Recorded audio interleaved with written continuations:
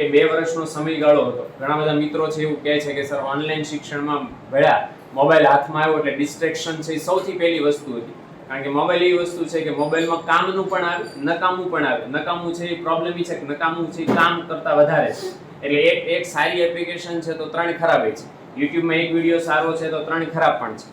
તો એ ઘણા બધા એવું કહે છે કે ભાઈ મોબાઈલની લત લાગી જાય છે, ખોટું બાળક છે પહોંચી જાય છે, સોશિયલ મીડિયા વધારે પડતું વાપરવા માંડે છે. તો તમે પણ ઓનલાઈન એજ્યુકેશન મેળવેલું 11મા ધોરણમાં લોકડાઉન, મને હજી પણ મેળવ્યું છે 12મા ધોરણમાં. તો એ વધારાની જે ખોટી માહિતી છે, મોબાઈલની જે લતવાળી વસ્તુ છે, એનાથી તેમ કઈ રીતે દૂર રહી શકાય? હું વધારે ટાઈમ ભણવા ઉપર ફોકસ કરતો હતો. સવારના ટાઈમે ઓનલાઈન લેક્ચર આવતા અને પછી વિદ્યાકુલ એપ્લિકેશનમાંથી એજ્યુકેશન કરાવતો.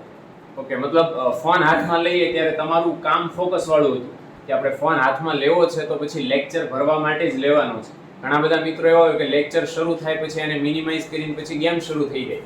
તો એ ગેમિંગની લત બહુ હદબારી હતી, બરાબર ને? ઘણી બધી ગેમ્સ એવી બધી હતી કે ડિપ્રેસ થઈ જતા બાળકો, બરાબર ને? ઘણા બધા ખર્ચાના પેકેજ કરી નાખતા હતા માતા પિતાથી છુપાવી.